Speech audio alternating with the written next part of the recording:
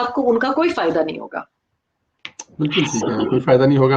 अच्छा जी, अफगानिस्तान में अमेरिका ने इनखला डेडलाइन से एक दिन पहले ही मुकम्मल कर लिया। अफगानिस्तान क्या अब आजाद है? इस पेशरफ्त पर क्या कहेंगे? देखिए, मुझे बड़ा अफसोस होता है जब ये बात कही जाती है कि द एंड ऑफ वॉर, आखिरी यूएस सोल्जर हैज लेफ्ट। जी अगर कोई यूनिफॉर्म सोल्जर चला गया है अफगानिस्तान की सरजमीन से, तो इसका मतलब ये नहीं है कि जंग का खात्मा हो गया। इसलिए क्योंकि जंग का खात्मा या अमन का आना, अमन कब आता है? जब आपको खौफ से अमन हो, जब आपको ये एतबार हो कि मैं घर से बाहर निकलूंगी तो मेरे ऊपर कोई अटैक नहीं होगा, मेरे पास रोजगार होगा, मेरे पास सुकून होगा। और वो अफगानिस्तान में अभी अमन नहीं आया। आप पंशेरी की एग्जांपल ले लें, जी पंशेर में अभी भी कुछ समझ नहीं आ रही है। सिविल वॉर का जो रिस्क है, खाना जंगी का जो रिस्क है, और फिर आपने एयरपोर्ट्स पे सीन देखती है, एयरपोर्ट पे, काबुल एयरपोर्ट पे ट्विन बम धमाके में कौन, उसमें आम लोग ही शहीद हुए हैं। चाहे वो, बाय द वे, अगर वो अमरीकी जवान भी हो, सोल्जर भी हो, वो भी तो किसी माँ का बेटा ही है। उस बेचारे का भी तो पॉलिसी में तो कोई लेना देना नहीं होता। जो भी शहादतें भी हुई हैं तो वो जी आम बिल्कुल। अवामी है। सो मकसद कहने का ये है कि जंग का खात्मा तब होगा जब काबुल में, अफगानिस्तान में अमन होगा, जब कोई निज़ाम हुकूमत चलने देंगे आप। और वो मैं समझती हूँ अभी वो जंग खत्म नहीं हुई। क्यों? क्योंकि अमेरिका का वहां से जाना मुसीबत का हल नहीं है। जिस बेहंगम तरीके से, जिस जल्दी में, जिस गंद को वो पीछे छोड़ के गए, केओस छोड़ के पीछे गए हैं। आप वो देखें कि जितना वो असलहा पीछे छोड़ के गए हैं, लाइव ग्रेनेड जो छोड़ के गए हैं एयरपोर्ट पे, जो आपको दिखाई देते हैं, जी हेलीकॉप्टर आपने तोड़ दिए तो क्या माशाल्लाह, हम तो जुगाड़ के एक्सपर्ट्स हैं, वो भी ठीक कर लेंगे।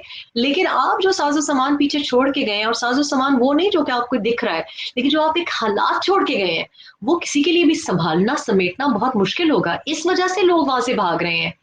ये जो कहते हैं ना कि तालिबान के खौफ से भाग रहे हैं, भाई जंग की हालत में, गुर्बत की हालत में, जहां अस्पताल ना हो, जहां बैंक्स पूरी तरह से ऑपरेशनल ना हो, कौन नहीं भागना चाहेगा? अब ये आप उन्हीं के खिलाफ प्रोपेगेंडा इस्तेमाल कर रहे हैं। खुद तालिबान को आपने मेन स्टेक होल्डर बनाया। किसने बनाया? अमरीकनों ने बनाया। तालिबान ने क्यों टेक ओवर किया? एक गोली नहीं चली।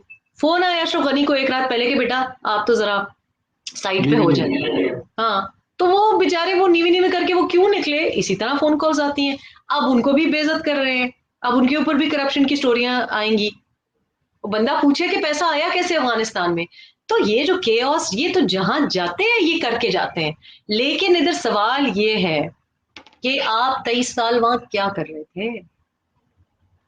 इसका आप जवाब तो आ पहले जाएगा। 10 साल में अपने जो हमको बताए गए थे हदफ, वो तो पूरे कर गए थे 2011 में। आप तो बल्कि अफगानिस्तान ही एबटाबाद में आके अपना हदफ पूरा कर गए थे।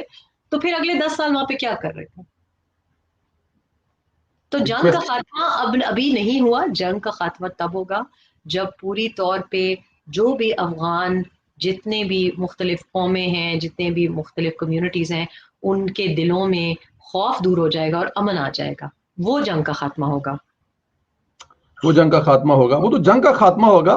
तालिबान की हुकूमत का अभी तक ऐलान नहीं हुआ, कब तक हुकूमत बन जाएगी और किस किस्म की हुकूमत बन रही है, क्या इस पर क्या कहेंगी आप? देखिए, आज तो 2-3 इस तरह के बयानात आए हैं, और एक ऑफिशियल बयान भी आया है। आपने शायद देखा, बीबीसी पश्तो को भी एक इंटरव्यू आया है तालिबान स्पोक्स पर्सन का, और उन्होंने कहा कि अगले 3 दिन में हुकूमत का एक वो अनाउंसमेंट ऐलान कर देंगे। और मैंने कुछ अभी आपके प्रोग्राम से पहले कुछ वो भी देखी हैं कि जिस तरह से वो अनाउंस कर रहे हैं, तो उसके जो बैनर्स छप रहे हैं और जो चीज़ें, वो काफ़ी एहतमाम से, मैं तो वो देख के हैरान थी कि वो इतने एहतमाम से, मैंने कभी पीटीआई का ऐसे कोई अरेंजमेंट नहीं देखी। आप अगर वो देखें कि किस तरीके से जो आयात कुरान पाक भी हैं और सब कुछ प्रिंटेड है, हर चीज़ ऑर्गेनाइज एक तरीके से हो रहा जी है। लेकिन ये जो पहला हुकूमत अनाउंसमेंट आएगी, या जो काबीना समझ लें, या जो भी एक ये एक खाका होगा। मेरा ख्याल है ये इमीडिएट कुछ दिनों में जो इंटरम तौर पे एक अरेंजमेंट होगी,